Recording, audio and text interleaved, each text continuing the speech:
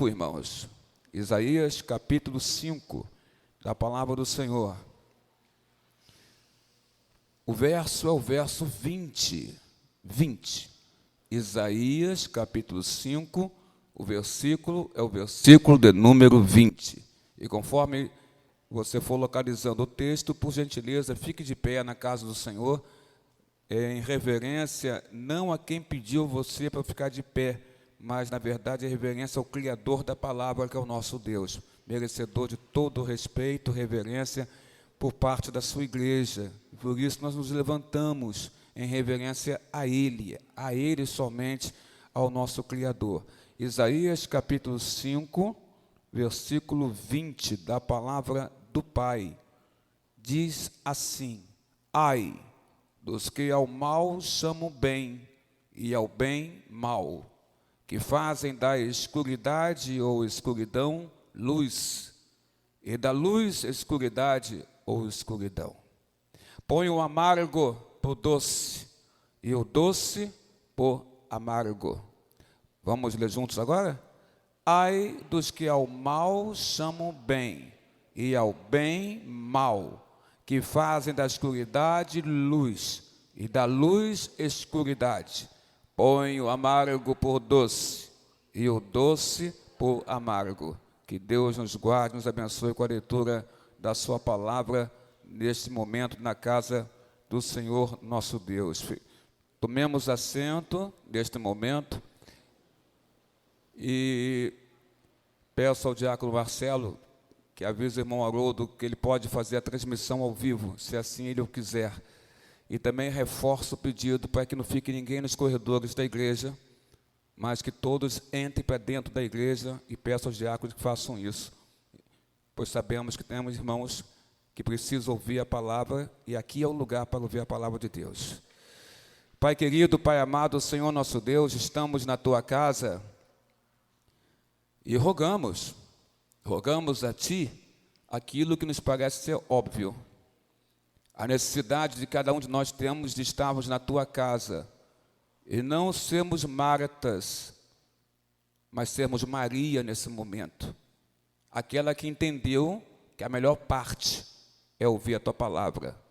Ainda que Marta estivesse fazendo uma boa obra, mas ela sabia que naquele momento a boa obra era ouvir a Tua palavra. Queremos ser desta forma, para termos o real entendimento da necessidade de ouvirmos a Tua voz, independente das nossas justificativas, que estamos fazendo algo bom, Senhor. Mas para Ti, algo bom é se assentar e Te ouvir. Entendendo isso, Senhor Deus, nós rogamos, ó Pai, que o Senhor nos ilumine com o Teu Espírito Santo. Porque sem o Teu Espírito Santo, não há condição de entendermos Tua palavra. A gente vai ler, vamos tirar uma série de conclusões, porque afinal de contas o Senhor nos criou a Sua imagem e semelhança, e isso inclui o raciocínio, a inteligência, o poder do pensamento, poder pensar e concluir e tirar conclusões. Mas não queremos somente pensar, concluir e tirar conclusões, ó Pai amado, baseados no nosso conhecimento, na nossa experiência de vida, ou tempo de evangelho. Queremos tirar conclusões baseadas na premissa que é o Senhor que nos está dando essas conclusões, pela revelação da Tua palavra, através do Espírito Santo.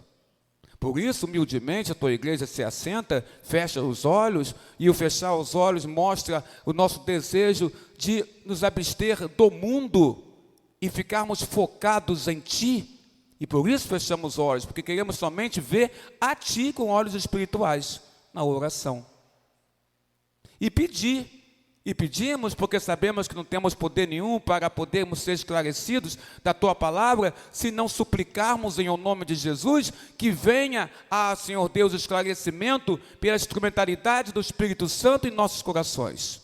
Então, Senhor, humildemente, suplicamos em nome de Jesus, ilumina a mim e a todos com o Teu Espírito Santo, para que a Tua palavra venha, e vindo, venha consolar, venha fortalecer, venha edificar, venha construir pontes das nossas vidas, dos nossos pensamentos, os nossos corações. Abençoa a congregação que aqui se encontra presente, Pai, e já oramos por aqueles que não estão, para que o Senhor os guarde, os proteja, ó Pai. Se estão enfermos, se for tua vontade, cura. Se for enfermidade da alma, do espírito, ó Senhor, toca aquele coração antigo, desânimo, para que essa pessoa possa retornar à tua casa, porque este é o nosso lugar, a tua casa. Abençoa-nos, é o que nós humildemente te pedimos, te rogamos, não em nosso nome, porque não somos merecedores de nada lhe pedir, Senhor da glória, mas pedimos sempre, sempre, sempre, em o nome de Jesus, agora e para todos sempre. Amém, Senhor nosso Deus. Nós temos um texto aqui do profeta Isaías, profeta maior, e é maior porque o seu livro é grande, é cheio de capítulos, e por isso chamamos ele profeta maior. Mas também podemos chamá-lo de profeta messiânico, porque Isaías era aquele que preconizava, profetizava sobre o Messias de Deus, que é o nosso Senhor Jesus Cristo. Isaías, nas suas profecias, ele falava da vinda do Messias, daquele que Deus enviaria, e que era o seu próprio Filho, e que no Novo Testamento se apresenta como sendo o Salvador, que é Jesus, nosso Senhor. Isaías, então, no capítulo 5, nós temos aí uma relação de ais. Nós podemos dizer que tem uma relação de 6 ais. Na verdade são 7, mas o 7º está em Isaías 6. Então ficamos com os 6 que encontramos em Isaías 5. Mas dentro desses 6 que encontramos em Isaías 5, ou desses 6 oráculos, e oráculo significa, simboliza a vontade expressa de uma divindade, e nesse caso aqui a vontade expressa de uma divindade, nós entendemos que é a vontade expressa do Senhor nosso Deus, Senhor dos exércitos, Deus de Israel, nosso Deus, nós que somos o Israel espiritual. Esses 6 oráculos que simbolizam a palavra, a vontade do nosso Deus, nos mostra Isaías, o profeta messiânico, proferindo, sendo ele, Isaías, boca de Deus. Ele fala por Deus, Deus coloca palavras na sua boca, ele profetiza aquilo que Deus quer que ele profetize ao povo dele. Então, os 6 ais, que Isaías profetiza aqui, ou os 6 oráculos, são palavras do próprio Deus, contra o povo de Deus, contra o povo do Senhor nosso Deus.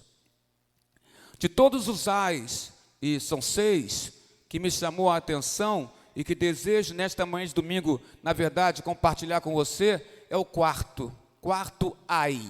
O quarto ai, que está em Isaías 5, verso 20. O quarto ai, vou repetir para você, ele diz assim: ai dos que ao mal chamam bem, e ao bem mal, que fazem da escuridade ou da escuridão luz, e da luz, escuridade ou escuridão, que põe o amargo por doce, e o doce por amargo. Ai dos que ao mal chamam, anunciam, chamam bem. Esta é a 4ª classe de pecados denunciada pelo profeta Isaías. E esses 6 oráculos, ou esses 6 ais que ele profetiza e preconiza contra o povo do Senhor, são ais que mostram que o povo do Senhor Deus, de alguma maneira, está agindo de forma errada, de forma equivocada, está pecando em algum item, em alguma coisa na sua conduta, que ele deveria ter de maneira diferente por ser povo de Deus, e que não está tendo. E que o profeta Isaías, então, ele profetiza, a mando de Deus, esses ais, que são contrários ao que o povo de Deus naquela época estava realizando. Isaías é o oráculo do Senhor aqui, e ele vai reprovar o pecado do povo, que estava pervertendo e confundindo. Esse é o pecado do povo. O povo estava se pervertendo e pervertendo as coisas e estava confundindo as coisas. Eu quero lembrar você que o nosso Deus não é Deus de confundir nada ou ninguém, que o nosso Deus não é Deus de confusão, mas o nosso Deus, como diz a Bíblia Sagrada, Ele é um Deus de paz, Ele é um Deus de ordem, Ele é um Deus de decência. Esse é o nosso Deus. O apóstolo Paulo chama a nossa atenção, a atenção do povo de Corinto para a igreja, para o culto, e diz que no culto deve ter ordem, decência. O nosso Deus é Deus de ordem, nosso Deus é Deus de decência, nosso Deus não é Deus de confusão não, amado, mas é um Deus de paz, sempre, sempre, sempre de paz. Isaías então denuncia, porque é uma denúncia, os ais são denúncias, ele denuncia aqueles que se esforçam para confundir os nomes. É isso que ele está fazendo, irmã Noemi. Isaías está aqui denunciando aqueles homens, naquela época, dentro do povo do Senhor, e eram os reis, autoridades da terra, autoridades de Judá, que estavam se esforçando e influenciando o povo para confundir os nomes e as naturezas da virtude e do vício. Então os reis, os homens daquela época em Judá, estavam simplesmente confundindo os nomes, ou melhor, confundindo a natureza da virtude para a natureza do vício. Estava confundindo a natureza da piedade para a natureza da impiedade. Estavam elogiando e aplaudindo o que é mal e depreciando e desconsiderando o que é bom. É o que eles estavam fazendo naquela época. Eles estavam colocando trevas para a luz, estavam simplesmente para a luz, estavam colocando luz para a escuridão. Esses homens chamam o errado de certo e chamam o certo de errado. Aí quando você ouve essa palavra e lê esse versículo, você começa a verificar que nos dias de hoje isso também está acontecendo. Porque os homens estão chamando o errado de certo nos dias de hoje e chamando aquilo que é certo de errado. A condição mais corrupta de uma igreja ou de uma sociedade, de maneira geral, é que hoje os homens estão acostumados simplesmente aos vícios. Os vícios se tornaram parte da vida dos homens e das mulheres nos dias de hoje. Então, com seus atos no vício, os homens começam a perder também o nome deles. E parece complicado entender isso quando a gente fala que com seus atos os homens e mulheres começam hoje a perder o próprio nome. Parece uma coisa distante, parece uma coisa meio confusa de se entender, mas começa a clarear quando a gente diz para você que hoje as pessoas parecem que estão perdendo a sua identidade, ou não estão sabendo quem elas são. E estão confundindo escravidão, irmã Ana Marçal, com liberdade. As pessoas estão confundindo as coisas, estão perdendo a sua identificação, a sua identidade. Estão confundindo, repito, escravidão com liberdade. E estão confundindo liberdade com escravidão. Estão também desenhando um véu que vai tampar a fronte, que vai tampar o rosto e que vai encobrir, por assim dizer, impiedades que essa pessoa possa cometer ou realizar. Impiedades cobertas por um véu que cobre a fronte, que cobre a cabeça, que cobre os olhos, que cobre a face, e que eles entendem que esse véu vai santificar os seus próprios pecados. Não tem como santificar pecado. Pecado é pecado mesmo, e pecado não pode ser santificado, porque é erro diante de Deus. Na verdade, o desejo é santificar pecado com o nome de virtude. Tira o nome pecado e coloca virtude, qualidade, em lugar do pecado. Estão, na verdade, amados, endeusando o errado em detrimento do certo. Ontem eu estava na Federação de Adolescentes e lá na igreja de Coelho Neto, na festa intitulada Festa da Roça, ou festa típica, que é realizada todo ano nessa época, evidentemente, E ali estávamos com os adolescentes, brincadeiras, dinâmica, a venda dos doces, dos quitutes, vamos dizer assim, como se dizia antigamente, mas também teve louvor, teve adoração, teve cântico, ali os adolescentes tocando cânticos maravilhosos, e teve o momento da pregação da palavra em que eu trouxe uma pequena reflexão para todos que ali estavam naquela quadra, naquele estacionamento da igreja. Não fizemos na igreja, no santuário, nem no salão de festa, tinha barracas montadas, então fizemos realmente no estacionamento da igreja de Coelho Neto.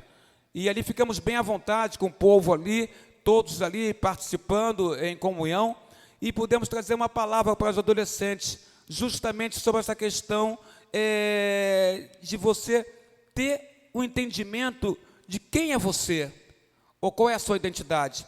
E falávamos então em Lucas, se você quiser abrir, pode abrir. Falávamos em Lucas capítulo 2. Lucas capítulo 2 é bem esclarecedor, irmãos. Eu gostaria até vou ir nesse texto, para que você possa ouvir a leitura, mas abrindo você também a Bíblia Sagrada nesse texto, por gentileza. Lucas capítulo 2, Evangelho de Lucas capítulo 2, e veja o que ele tem aí para nós. Vamos abrir. Lucas 2, verso 46, 49.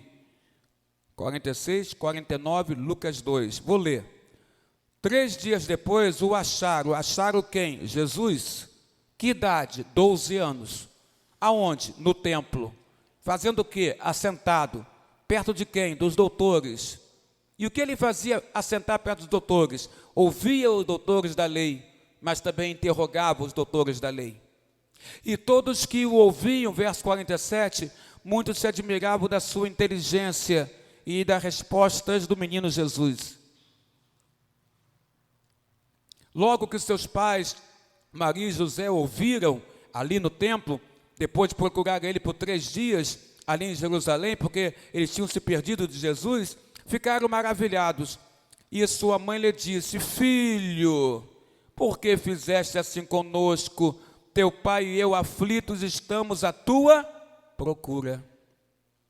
E ele lhes respondeu: Por que me procuráveis? Não sabias que me cumpria estar na casa de meu pai? Aqui então a gente observa algumas coisas bem interessantes para nós. Jesus Cristo, ele sabia qual era a sua identidade.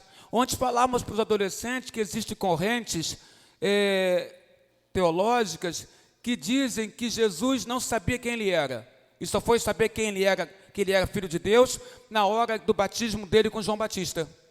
E que ali, quando ele foi batizado por João Batista, e os céus se abrem, uma pomba, o Espírito Santo em forma corpórea de pomba desce sobre Jesus, e uma voz dos céus, que é a voz de Deus Pai, diz: Este é meu filho amado, em quem me comprazo.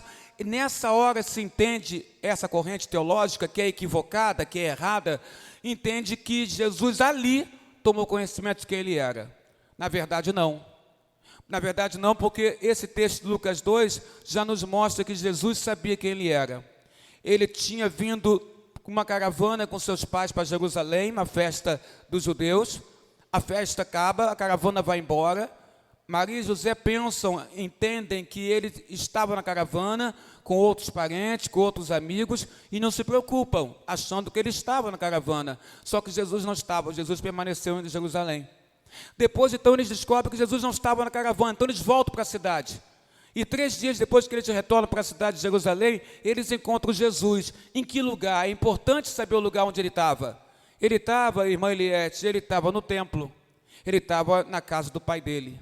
Ali no templo, ele ouve, porque Jesus ouve.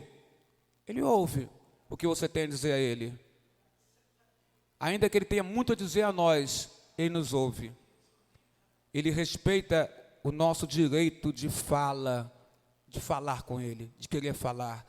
Jesus, então, ali diz a Bíblia Sagrada que estava ouvindo, verso 46, aqueles homens, os doutores da lei. Assentado estava Jesus no meio dos doutores da lei, de homens entendidos nas escrituras sagradas da época, ou seja, a Bíblia dos judeus, que é exatamente o nosso Velho Testamento, sem tirar nem pôr, é a Bíblia dos judeus.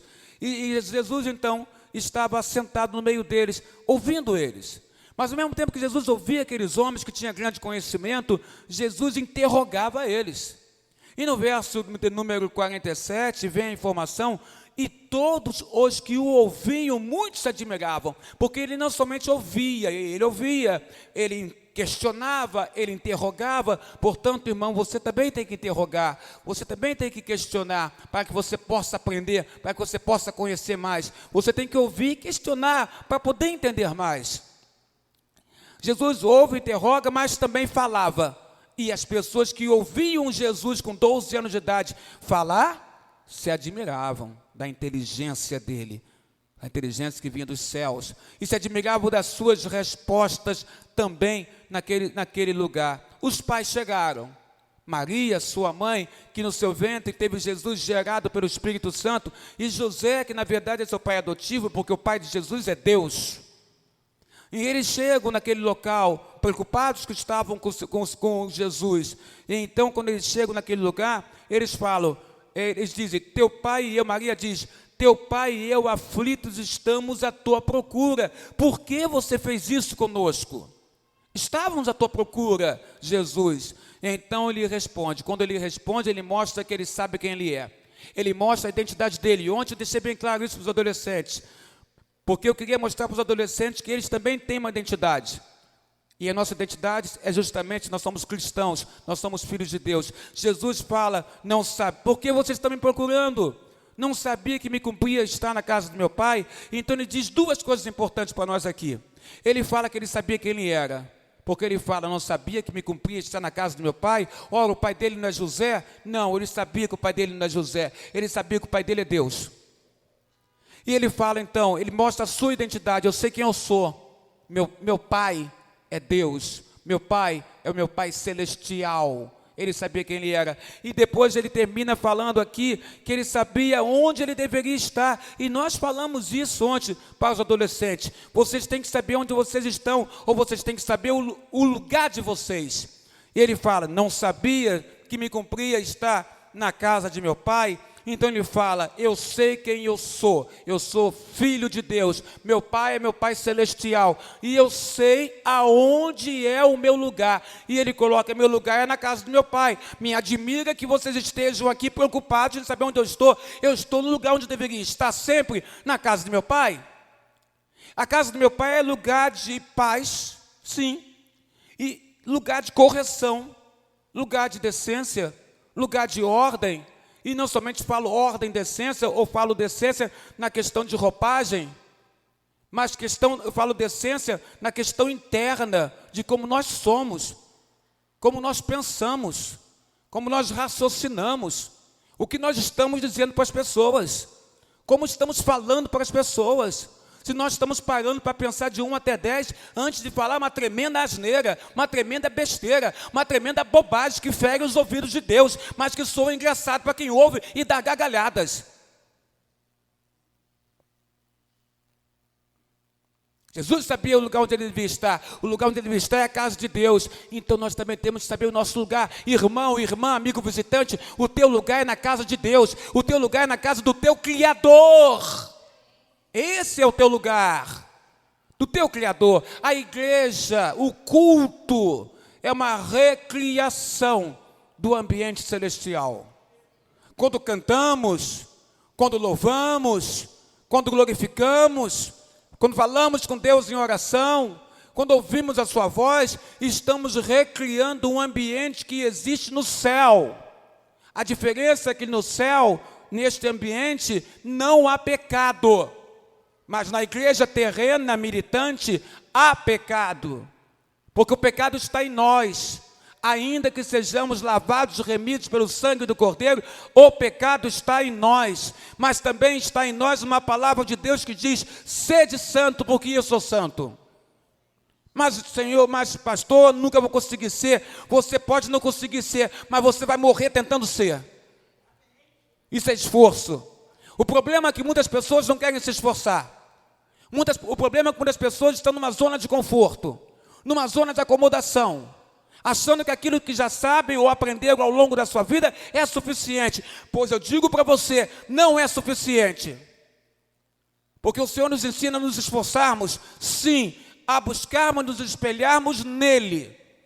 Então, se eu estou de alguma maneira equivocado à luz da palavra de Deus, e equivocado é uma palavra que eu vou usar aqui de maneira bem educada, porque o certo era eu dizer, se eu estou em pecado em relação a Deus, alguma coisa, que eu trate de me consertar diante do Senhor.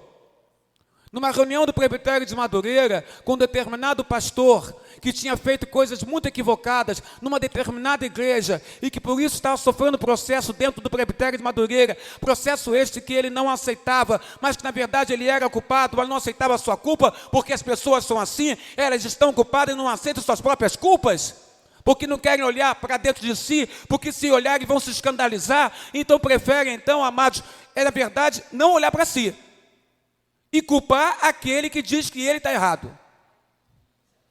E colocaram esse determinado pastor numa comissão que eu fazia parte. A comissão que eu fazia parte, eu era o relator. O relator é aquele que é o líder da comissão, é o que vai ler o relatório final daquela comissão. E está numa condição de liderança. Me colocaram ali.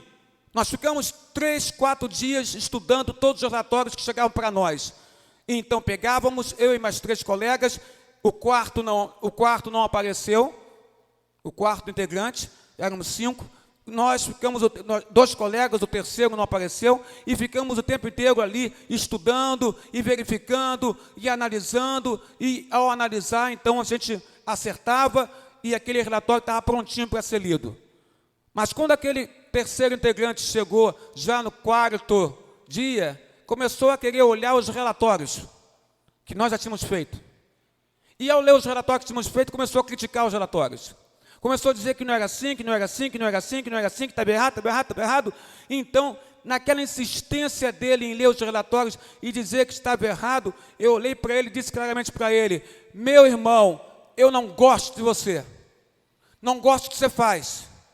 Reprova o que você faz. Conserte-se diante de Deus, para depois tentar falar alguma coisa aqui. E aí ele ficou calado. Engoliu em seco, não falou mais nada, ficou com aquela raiva contida dentro dele, mas eu falei aquilo que Deus colocou para eu falar, e disse claramente: não gosto de você. E quando eu falei não gosto de você, não é que eu não gostasse da pessoa dele, eu não estava gostando dos atos dele, e dele não reconhecer que estava errado, e querer chegar ali e mostrar a nós que estávamos trabalhando 3, 4 dias ali em oração, para fazer aquilo que era o melhor na casa do Senhor Deus, no presbitério, dizer que nós estávamos errados. Então se conserte você, antes de dizer que nós estamos errados. Não era esse pastor que você conhece, amoroso, que falou naquele dia. O presbítero Jaime estava lá e pode dizer como é que foi. Mas foi o homem de Deus que não gosta de coisa errada e que não aceita. Ainda que abrace, beije, esteja junto e até chore com você. Ah, Jesus sabia quem ele era, Jesus sabia o lugar onde ele devia estar, e o lugar onde ele devia estar é na casa do Pai, e tanto ele era correto em relação a isso, que quando ele entrou na casa do Pai, e nos corredores ele viu que as pessoas estavam, os cambistas estavam fazendo vendas, negociatas, comércio na casa do Pai. Jesus, indignado, levantou mesas e cadeiras, para mostrar e dizer: estão fazendo a casa do meu Pai comércio, a casa do meu Pai é casa de oração. É casa onde o povo busca a Ele, a Deus.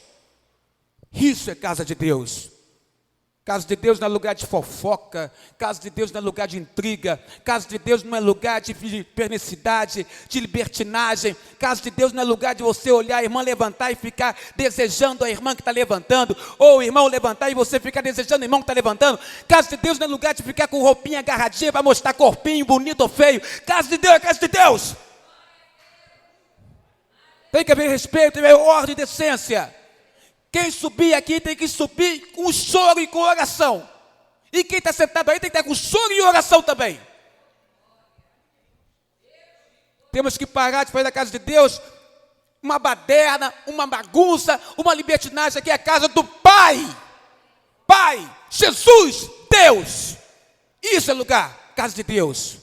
É lugar de se ajoelhar quando entra. Não é lugar de ficar cumprimentando irmãozinho, não. Cumprimentar irmão. Cumprimente depois. Ajoelhe-se. Fale com Deus. Tenha reverência. Está na casa do Pai. Depois cumprimenta do irmão. Tudo tem hora na casa do Pai.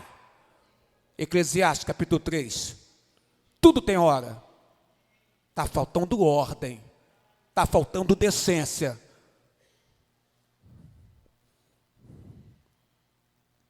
As pessoas, Lucas mostra 2, versos 46, 49.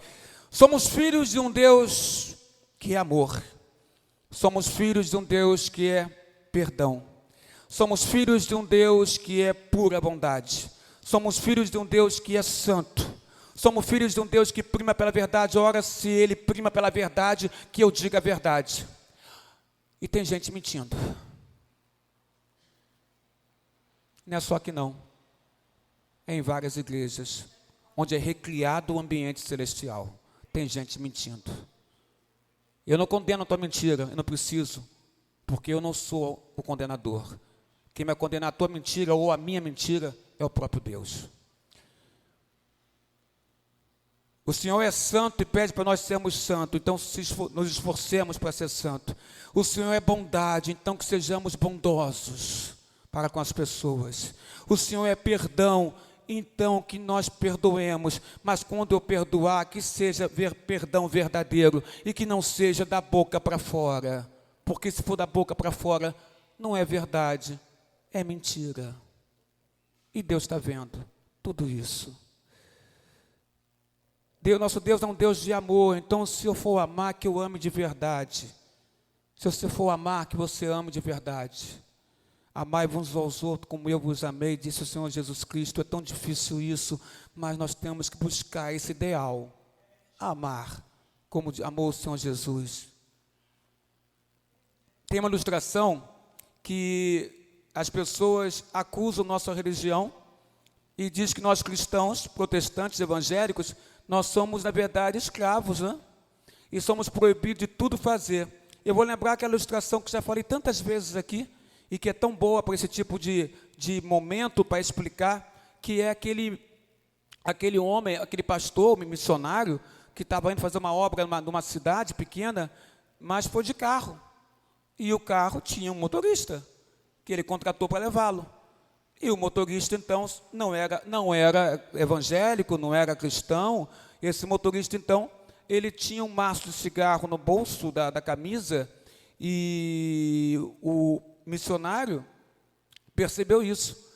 E ele disse para o missionário: olha, eu até admiro aí a religião de vocês, mas só que vocês são, na verdade, presos, proibidos de fazer tudo. Eu não vou entrar para a religião de vocês, porque vocês são proibidos de tudo fazer. Aí o missionário ouviu aquela palavra, e com sabedoria dada por Deus, o missionário então fez da seguinte forma: passou o tempo, o carro seguindo o caminho para a cidadezinha era longe, distante toda a vida. Ele chegou assim: olha, você podia me emprestar o teu maço de cigarro? Aí o motorista: mas ele é missionário, ele não fuma, para que ele quer isso? Mas pegou, né? Pegou do bolso lá, toma aqui. Entregou aqui atrás assim, ele estava dirigindo, né? Entregou aqui para ele, ele pegou. E o missionário ficou um bom tempo, irmãos, com aquele maço de cigarro ali na mão, né? Segurando, e passa 10, 15, 20, 30 minutos, 1 hora, e nada do carro chegar na cidadezinha, e o missionário com o maço na mão. Mas o motorista começou a ficar com vontade de fumar, porque a pessoa fica com vontade. Quem é fumante, fica com vontade. E aí ele disse: ô missionário fulano, já que o senhor não está fumando, então me dá de volta aí meu maço de cigarro, porque eu quero fumar. Foi o que bastava para o missionário dizer para ele: está vendo? Eu posso ficar a vida inteira com esse maço de cigarro na minha mão, e eu não vou tirar um cigarro daqui, e não vou acender, e não vou fumar. Agora eu lhe pergunto: quem é livre aqui e quem é escravo? Porque eu posso ficar com esse maço e não vou tirar um cigarro para fumar, mas você passou meia hora, passou 1 hora, você já está sentindo vontade de pegar um cigarro. Você disse que nós somos proibidos de tudo. Na verdade, não. Nós somos libertos. Nós somos livres de tudo. Toma o seu cigarro, porque eu liberto dele estou. Porém, você preso a ele está. E devolveu para ele. Isso é o crente. Nós não somos proibidos de fazer nada, irmãos. Nós somos libertos pelo sangue do Cordeiro, somos libertos pelo Espírito Santo que está em nós. Mas tem uma palavra linda do apóstolo Paulo, de 1 Coríntios, capítulo 6, versículo 12, que vai nortear essa liberdade que nós temos no Espírito Santo. E essa liberdade diz o seguinte, você vai lembrar, 1 Coríntios 6, versículo 12, tudo me é permitido, tudo me é lícito, mas nem tudo me convém. É que Paulo fala, dentro do preceito da liberdade que o Espírito Santo nos dá. Tudo é me permitido fazer, eu posso fazer de tudo, tudo, mas nem tudo que me é lícito fazer, e tudo é lícito, me convém fazer. Por que, Paulo, você fala isso? Porque é contrário à vontade de Deus, aos oráculos do Senhor, à vontade divina do Senhor, e você não deve deixar que essas coisas te domine. Então, amado, você tem coisas que dominam você? Tem. Pensa e coloca para Deus agora, nesse momento. Aproveita que o Senhor está falando ao teu coração, coloca aquilo que está te prendendo, que está te dominando, que você não está conseguindo ter liberdade de dizer não àquilo. E você, na verdade, está igual ao meu querido motorista, passa 1 hora, 2 horas, sente necessidade daquilo. Mesmo você, ao contrário do motorista, sabendo que esse ato que você está com vontade de fazer, não é de acordo com a vontade de Deus. Então peça a Deus para te ajudar, peça a Deus para mudar a sua mente, peça a Deus para te fortalecer, peça a Deus para que você entenda que sim, tudo te é lícito, mas nem tudo te convém. Pastor, por que nem tudo convém? Porque ao fazer, você pode, em vez de ser luz para alguém, você pode ser escuridade ou escuridão para alguém ao fazer. Porque aquela pessoa vai ver você fazendo, entendendo que você é um cristão, ela não vai aceitar aquilo como sendo de alguém que é crente, que professa um amor à palavra de Deus e ao próprio Deus. E nós não queremos ser, né, irmã Ana Massal, escândalo para ninguém. Nós não devemos ser escândalo para ninguém. Nós não devemos ser, Pâmela, pedra de tropeço para ninguém. Para ninguém. Então, se essa mensagem está te alcançando, e eu desejo em Jesus que ela te alcance pela ação do Espírito Santo que reina nessa igreja, que hoje você possa entender isso, e que aquelas pessoas que estão me vendo e ouvindo agora, ao vivo, através da página da igreja, também, se estão enredadas em algum tipo de pecado, querido irmão, você que me ouve pela página da igreja, que você hoje, nesta manhã, você se liberte pelo amor de Cristo Jesus na sua vida. Essa repreensão do profeta Isaías supõe que a diferença entre o bem, que há uma diferença entre o bem e o mal, e que há uma diferença entre o pecado e a santidade. É óbvia a diferença entre pecado e santidade, diferença entre o bem e o mal. Isso coloca, irmãos, a escuridão para a luz. Escuridão nas Escrituras tem um significado. O que é escuridão? Escuridão é erro. Escuridão é ignorância. Escuridão simboliza falsa doutrina. Escuridão simboliza pecado. Escuridão simboliza crime. E luz? Luz denota verdade. Luz denota piedade. Luz denota conhecimento. Mas eles estavam trocando a luz pela escuridão, achando que estavam certos. O salmista nos fala sobre isso. Porém, antes eu vou tornar a ler o versículo para que você entenda bem. Quando ele fala assim, que fazem da escuridão luz e da luz escuridão. Aqueles homens estavam transformando, fazendo, trabalhando a escuridão, invertendo os valores, fazendo da escuridão, que é trevas, que é erro, que é falsa doutrina, que é ignorância, que é pecado, fazendo dela luz. Então, quem cometia aquele pecado, ou quem cometia aquela falsa doutrina, entendia que estava correto, porque eles estavam fazendo da escuridão luz. Ou seja, estavam invertendo a ordem dos valores, tal como acontece nos dias de hoje, invertendo a ordem dos valores. Aí você pega o Salmo de número 139, lá no verso 11 e no verso 12, e olha que a Bíblia fala. Salmo 139, do verso 11 ao verso 12. Vou ler para você, tá? Vou só repetir de novo pela última vez para você poder pegar. Salmo 139, verso 11 e 12. Agora eu vou ler. Diz assim: se eu digo, as trevas com efeito me encobrirão, e a luz ao redor de mim se fará noite, até as próprias trevas não te serão escuras. As trevas e a luz são a mesma coisa. Por mais que o homem tente transformar a luz em escuridão, por mais que o homem tente transformar o errado em certo, e é essa a grande tentativa de Satanás nos nossos dias, confundir você com o errado, colocando o errado com aparência de certo, não é isso?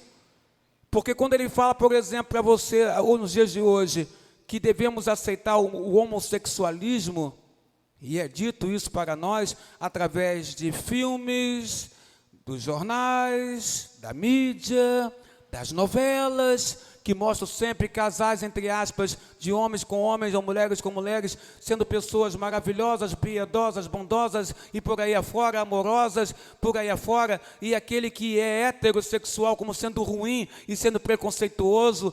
Querido irmão, de acordo com a palavra de Deus, você pode amar o homossexual fraternalmente, mas você não pode ser conivente com o pecado dele, porque a Bíblia Sagrada falou que Deus criou o homem para a mulher e a mulher para o homem. A mulher foi feita para o homem como o homem para a mulher, e os dois se completam, se transformando em uma só carne, onde a união de dois sexos distintos, pessoas distintas, criadas por Deus, e onde essa junção, essa união desse homem e mulher dá fruto, e o fruto é uma criança que só pode nascer vindo de um homem e de uma mulher.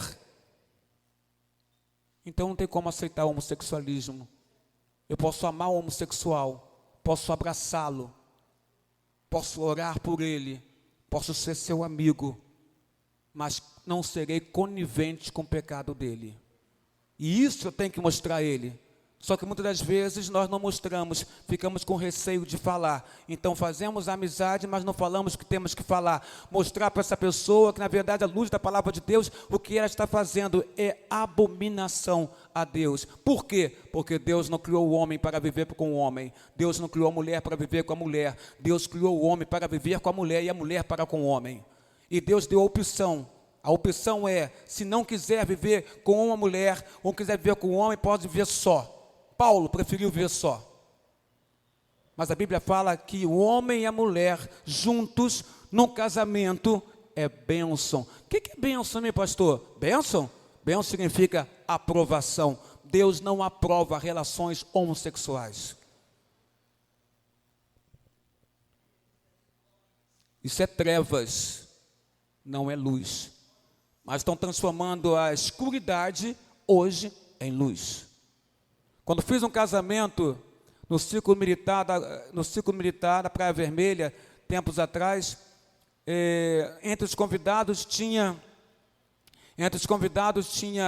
2 jovens, muito bem vestidos, até porque o casamento foi feito no clube, na Praia Vermelha, um local geralmente frequentado por pessoas de posse, e a maioria daquelas pessoas que estavam ali claramente se via que eram pessoas de posse, de condição financeira muito elevada, ou de cargos elevados, e tinha ali dois jovens, de terno, muito bem vestidos, muito bem alinhados, com colete, não eram padrinhos, eles estavam sentados no banco, e na pregação falei sobre Gênesis, falei sobre criação, falei sobre homem e mulher para o casal que eu estava ali celebrando o casamento, e verifiquei que quando falei que Deus criou o homem para a mulher para o homem, eles começaram a dar um sorriso de ironia, e os olhares deles foi um para com o outro, entendendo eles que eu estava totalmente equivocado naquilo que eu estava falando, mas eu não estava não, porque eu estava lendo a palavra da verdade, a palavra de Deus. Se eles querem saber quem está errado em alguma coisa, eram eles,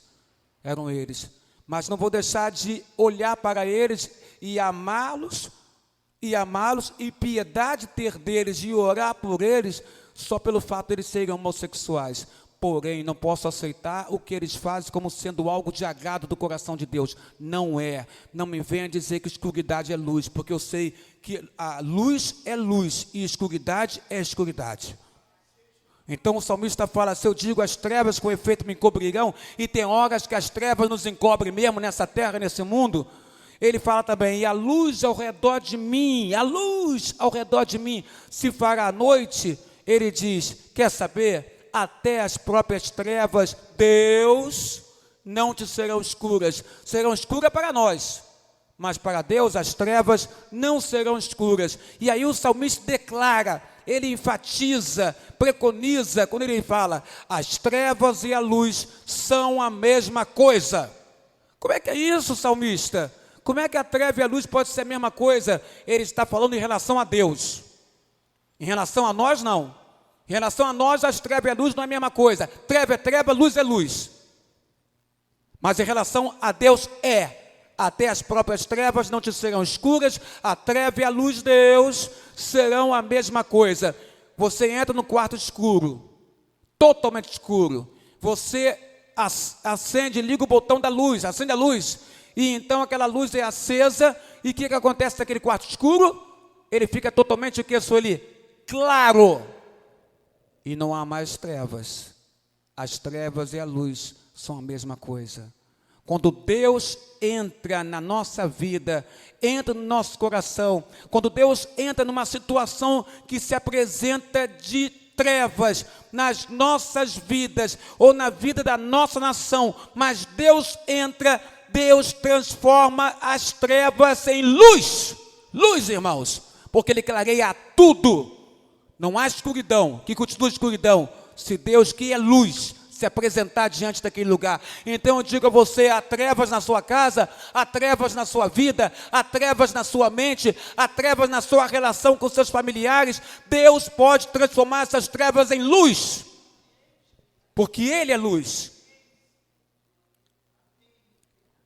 E no final ele diz assim, no versículo 20 do capítulo 5 de Isaías, põe o amargo esses homens por doce, e o doce por amargo.